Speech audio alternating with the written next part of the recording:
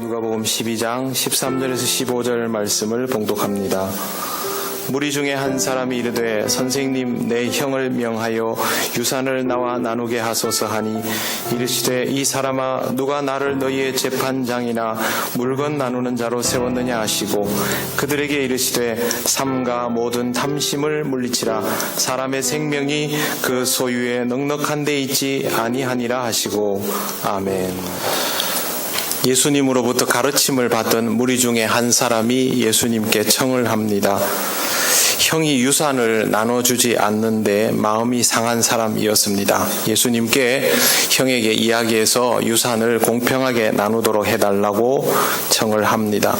당시 랍비는 성경만 가르치는 것이 아니라 생활의 지혜도 가르치고 마을의 어려운 문제들에 대한 답도 주었습니다. 법적인 사건이나 유산 분쟁을 처결하는 것도 랍비의 의무였습니다. 이 사람이 예수님께 청을 하는 것은 예수님을 랍비로 확실하게 받아들이고 있다는 뜻입니다. 그렇다면 예수님은 대답을 해주는 것이 맞습니다. 하지만 예수님의 대답은 뜻밖이었습니다.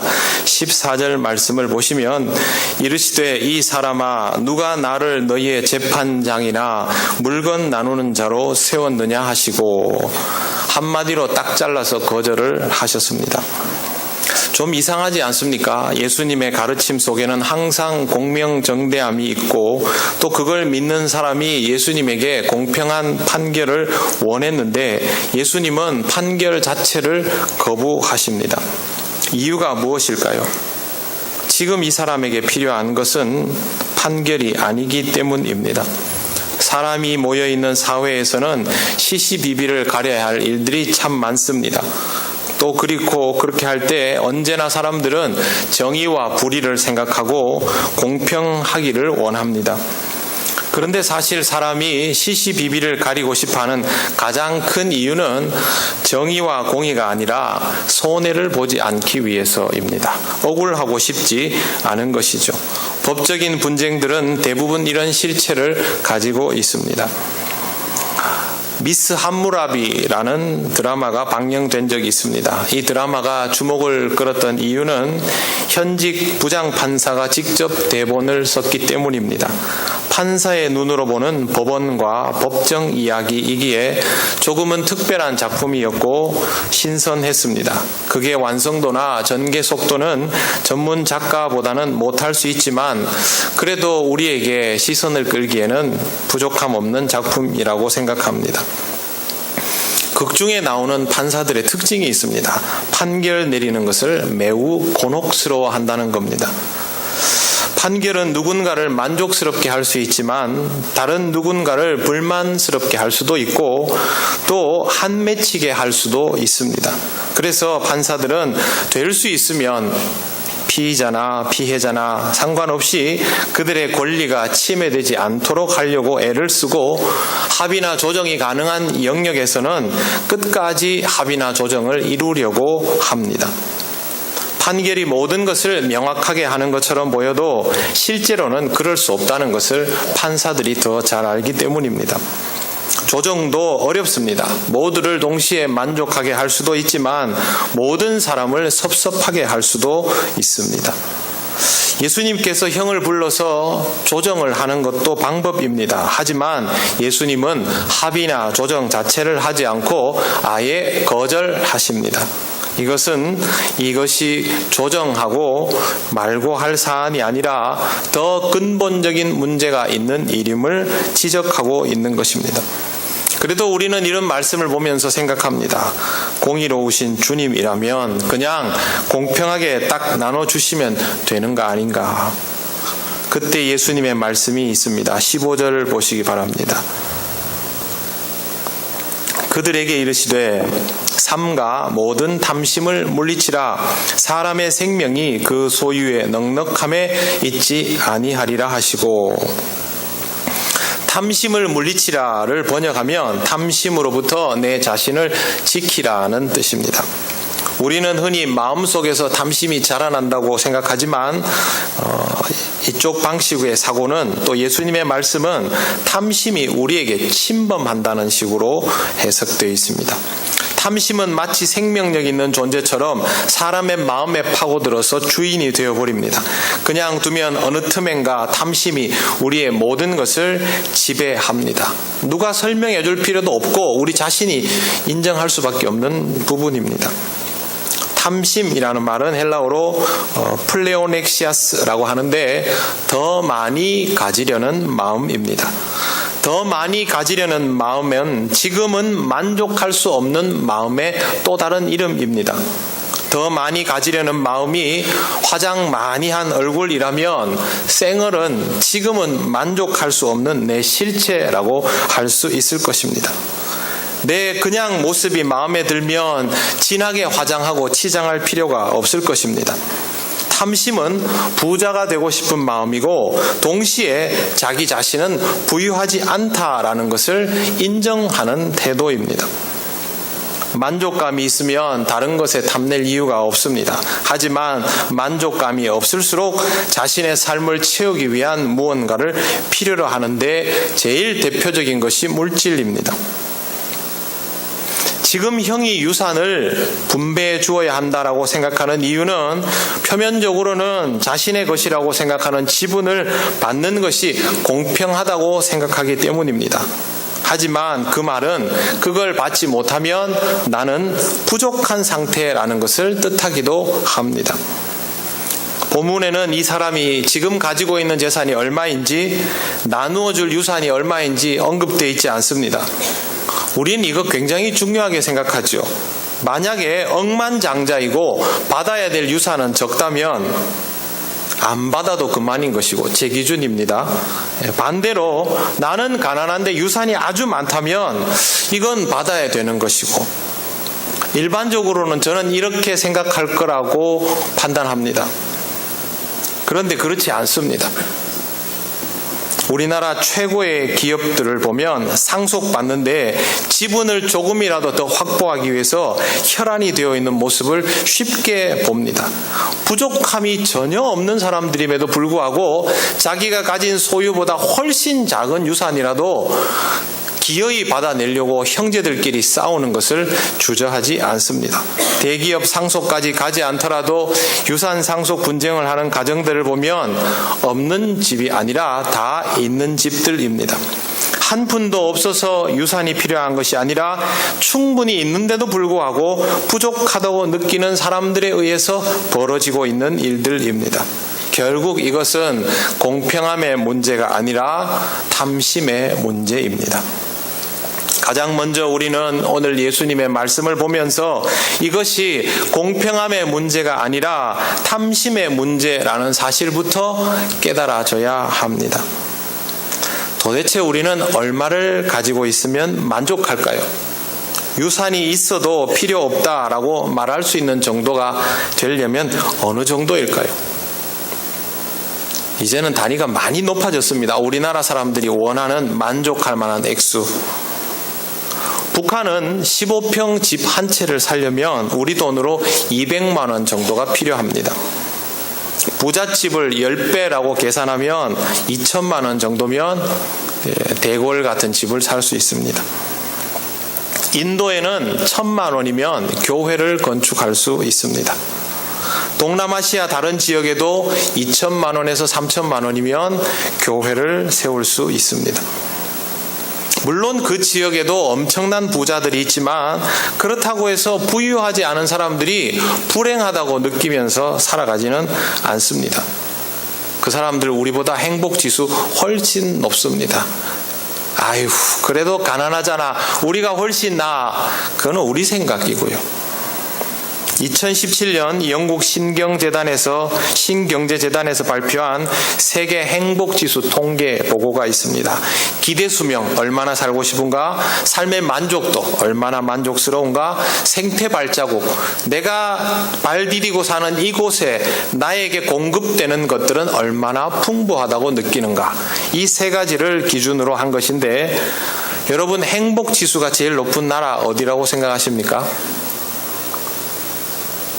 여러분이 그동안 듣던 통계랑 다릅니다. 동남아시아, 네팔 이런 데 아니고요. 코스타리카입니다. 코스타리카는 북중미에서 가장 유럽스러운 나라입니다. 크지는 않지만 살기 좋고 기후도 좋고 여러 가지 면에서 많이 좋다라고 여겨지는 곳입니다. 이 나라는 기대 수명은 우리와는 비슷하지만 삶의 만족도가 훨씬 높습니다. 우리나라 사람들의 기대 수명은 선진국 수준인데 77.9세입니다. 일본, 홍콩, 스위스, 이탈리아, 프랑스, 캐나다는 80세가 넘습니다. 인도의 기대 수명은 63.7세입니다. 이 말은요, 60세 넘기는 사람이 별로 안 많다는 뜻이기도 합니다. 인도인의 삶의 만족도 5.5, 우리는 6.3, 우리가 높습니다. 오래 살고 싶어하는 나라들 삶의 만족도는 대부분 우리보다 높습니다. 선진국 7이 넘습니다. 중국도 우리보다 삶의 만족도가 높습니다. 그런데 우리는 행복지수가 44.4, 인도는 53, 중국은 57, 베트남은 60이 넘습니다. 선진국은 70이 넘습니다. 우리는 왜 행복지수가 낮을까? 제가 주목해 본 것이 바로 생태 발자국입니다. 생태 발자국은 우리가 살아가는 곳에서 내가 체험받을 수 있는 것이 얼마 정도 된다고 생각하느냐에 관한 답인데 우리나라 사람들은 이거 아주 부족하게 느낍니다. 우리는 항상 뭐가 부족하다고 느끼면서 살아온 사람들이라는 뜻입니다. 그래서 만족도가 낮습니다. 현재 무언가를 가지고 있어도 미래에 대한 불안함 때문에 여유가 없는 그런 사람들입니다.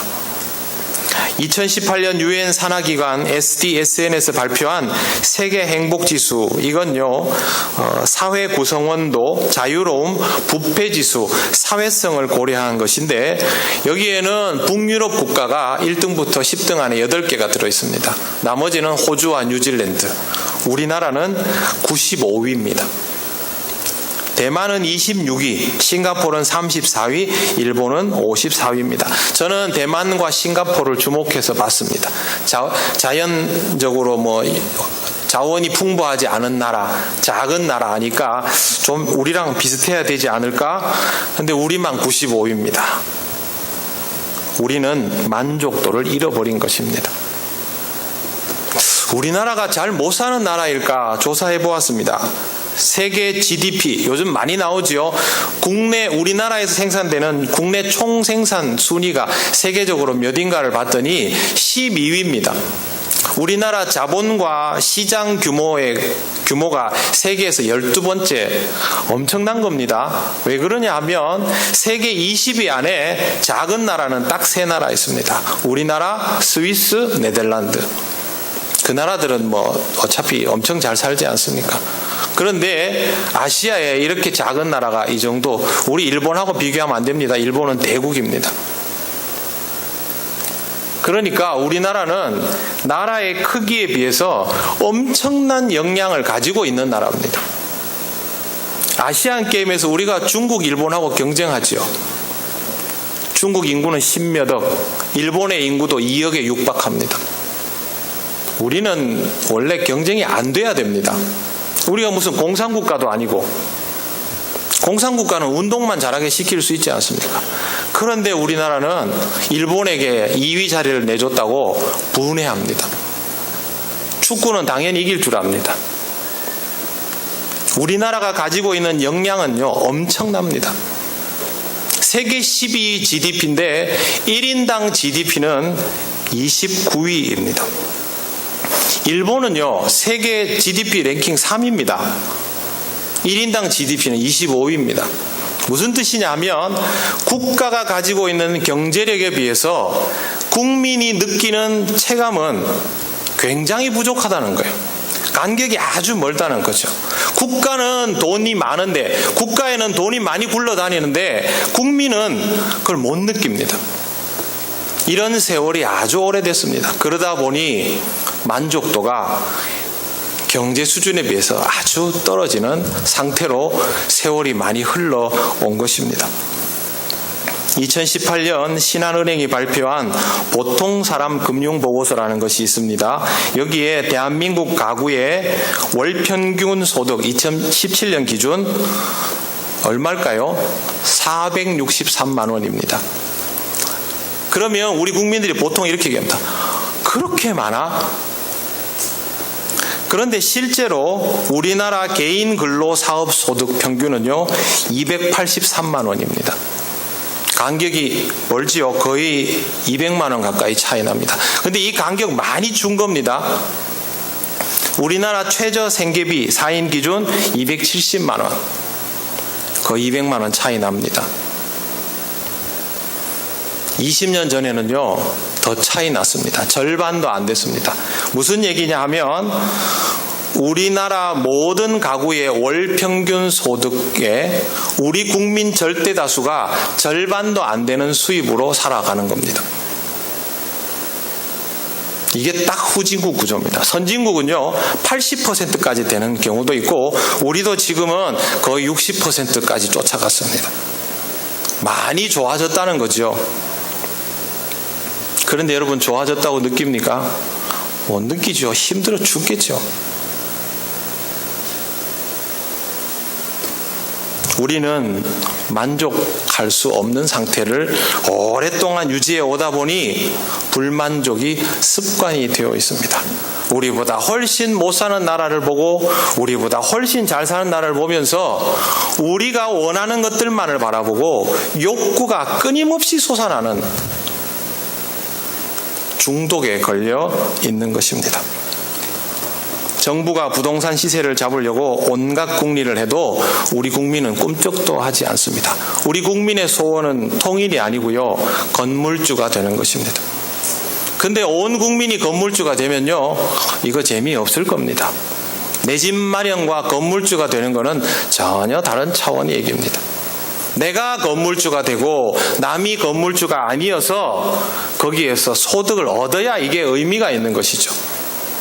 일본 사람들도 이렇게 생각했습니다. 지금 일본은 부동산 경제가 한 번에 주저앉고 난 이후로 도쿄에 빈집이 즐비합니다. 그래도 집 없는 사람 여전히 있습니다. 우리도 이 경우가 되지 않도록 하려면 우리 국민이 알아서 이 문제를 함께 풀어갈 의지를 가져야 하는데 욕심이 멈춰지지 않습니다. 여러분, 우리 같은 도시에 30평 아파트 한 채 값이 얼마 정도인 게 적당하다고 생각하십니까? 얼마를 받고 싶습니까가 아니고, 제가 알기로 통영도 2억에서 3억 뭐 그런다고 합니다. 다른 지역보다 더 비싸죠. 하지만 우리나라 경제 수준에 우리나라 상태에 30평 아파트면요 1억이면 넘치고도 넘칩니다. 우리가 다 올려놓은 겁니다. 3,500원짜리 닭을 기름에 한번 넣고 오토바이 한번 타면 2만 원에 육박하도록 우리가 다 올려놓은 겁니다. 그래놓고 힘들다 그럽니다. 그래도 우리는 만족을 모릅니다. 부동산 정책 손대면요 건들기만 건드려봐라, 나한테 손에 오게 하기만 해봐라, 그게 다 우리 국민들 마음입니다. 내 욕구를 주체할 수가 없는 것이죠. 누가 먼저 쓰러질지 한번 보자 하는 식으로는 우리는 결국 공멸할 수밖에 없습니다. 일본에 찾아오는 지진과 태풍과 쓰나미만 무서운 줄 아십니까? 지금 이게 더 무섭습니다. 우리는 스스로 조절할 줄 알아야 합니다. 여러분이 건물주라고 여러분 자녀들이 언제나 건물주라는 보장 없습니다. 우리가 이 경제를 그대로 유지할 수 있다는 보장도 없습니다. 베트남은 60% 이상이 젊은 층입니다. 베트남 전쟁 때 어른들이 다 죽어버렸으니까 그렇죠. 당분간은 우리가 수세입니다. 1억 인구가 저렇게 열심히 달리는데 우리는 고령화 사회로 자리가 잡혔죠. 어떻게 할 겁니까? 그런데도 아직도 이런 욕심들을 내려놓지 못하면서 살아가고 있습니다. 모든 분야가 욕심 덩어리입니다. 대입시험 손도 못 댔죠. 부동산 정책 손도 못 댑니다. 대기업 구조조정 손도 못 댑니다. 임금 협상 손도 못 댑니다. 국회 개정 손도 못 댑니다. 아무것도 손도 못 댑니다. 사법개혁 손도 못 댑니다. 건들지 말라는 거예요. 교회는요 똑같습니다. 내 거 건들지 마라. 그런데도 우리는 정의를 말합니다. 다 거짓말입니다. 다 탐심에서부터 나오는 것입니다. 예수님께서 말씀하셨습니다. 사람의 생명은 소유의 넉넉함에 있지 않다. 생명은 조예라고 읽는데 단순히 육체적인 생명을 말하는 것이 아닙니다. 하나님을 믿는 자에게 주어지는 영원한 생명을 말합니다. 육체적인 생명을 생각하다 보면 지금 먹는 것, 지금 입는 것, 앞으로 먹는 것, 앞으로 입을 것 이런 걸 먼저 떠올릴 수밖에 없지만 영원한 생명을 생각하면 지금 것만 앞으로 우선 필요한 것만 생각할 수 없습니다. 그 이상의 가치를 떠올려야만 합니다. 그래서 영원한 생명은 바로 가치 추구의 영역입니다. 이 가치 추구를 가장 방해하는 것이 탐심입니다. 이제 탐심이 얼마나 무서운지 왜 예수님께서 공평하게 해달라는 사람 앞에서 나는 이거 판결 안 해준다라고 대답하셨는지 이해를 하실 것입니다.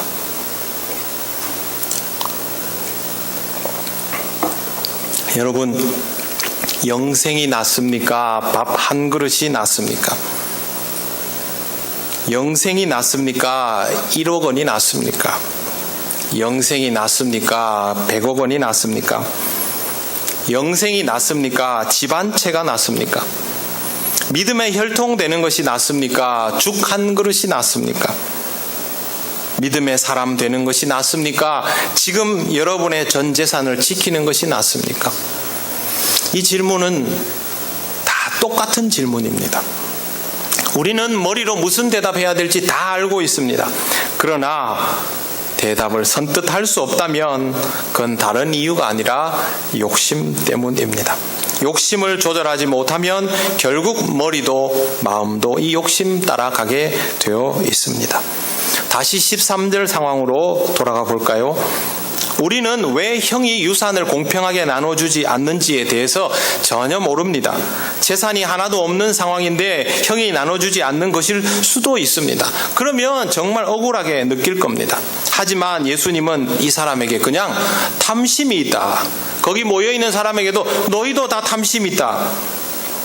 그 말은 지금 이 사람이 그 재산 없이도 살아왔고 그 삶이 어떤 시기였든지 여전히 살아있고 그거 아니라도 얼마든지 살아갈 수 있다는 것을 알고 말씀하신 겁니다. 거기에 모여있는 모든 사람들도 마찬가지고. 왜 사람들이 예수님에게 몰려들었습니까? 인생을 바꿔보려고. 예수님 만나서 내 문제를 해결해 보려고. 내가 욕망하는 것들을 이루어 보려고. 제자들은 왜 모여들었습니까? 팔자 고쳐보려고. 그래서 예수님은 그렇게 말씀하신 겁니다. 형은 당연히 탐심 있어 보입니다. 유산을 나눠주지 않으려고 봐도 뻔합니다. 하지만 예수님은 형에게 말씀하시지 않습니다. 동생이 예수님을 찾아왔기 때문에 말씀해 주십니다.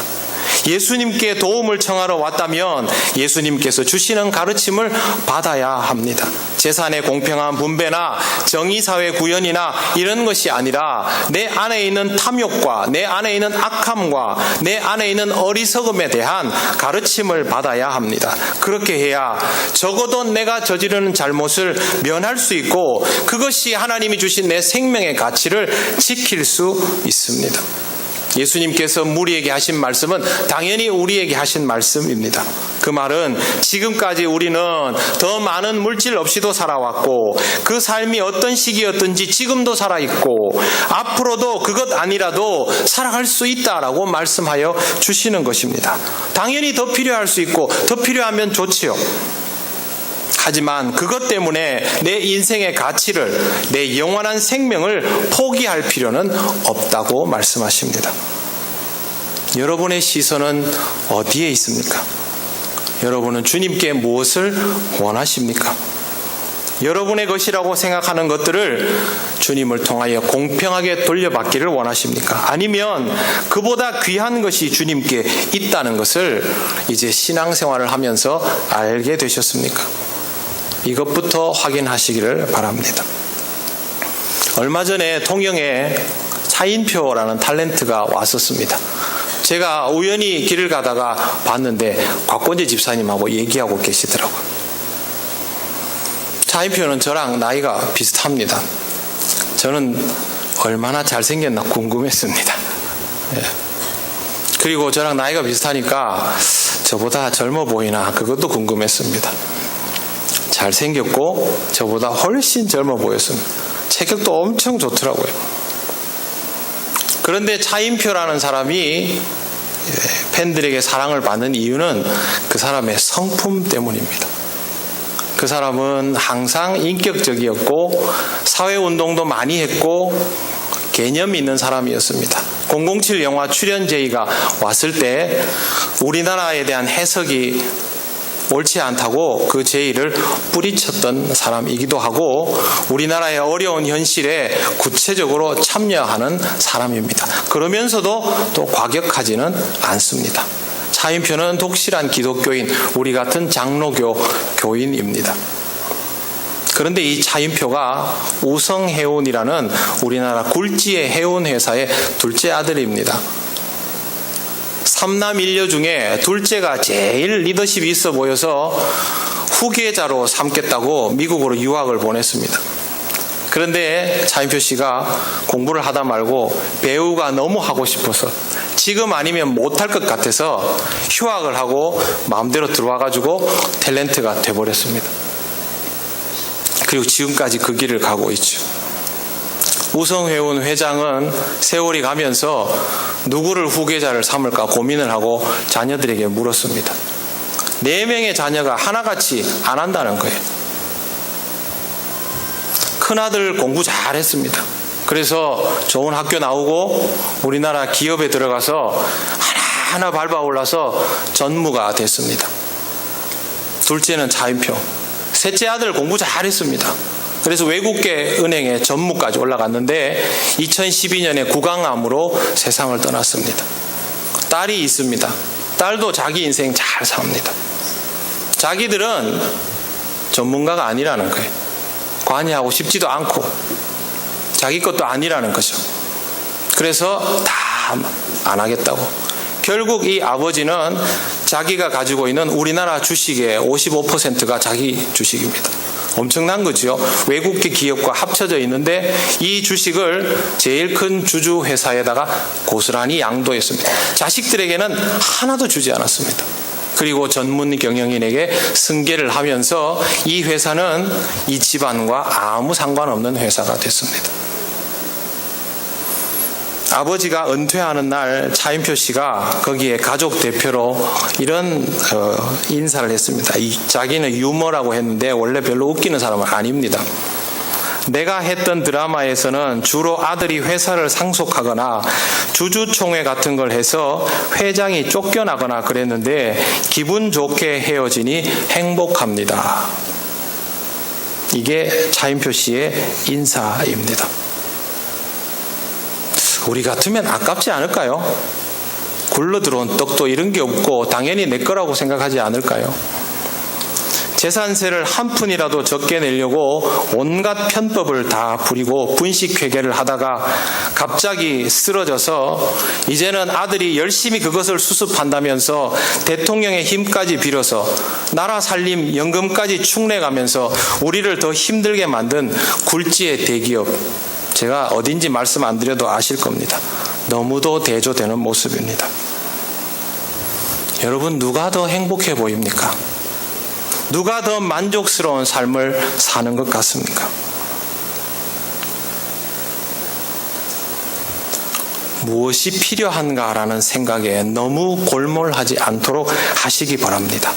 그것보다는 지금 내게 족한 것이 무엇인가, 그걸 내가 얼마나 누리고 살고 있으며 이게 얼마나 가치 있는 일인가에 더 시선을 두며 살아가시기를 바랍니다.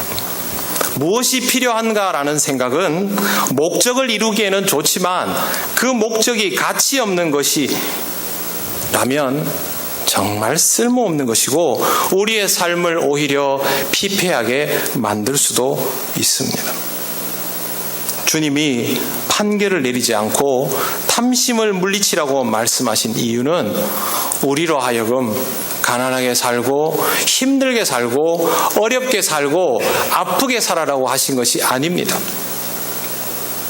그런 것들에 구속받지 않고 어떤 상황에도 행복하게 살아라고 주시는 사랑의 말씀입니다.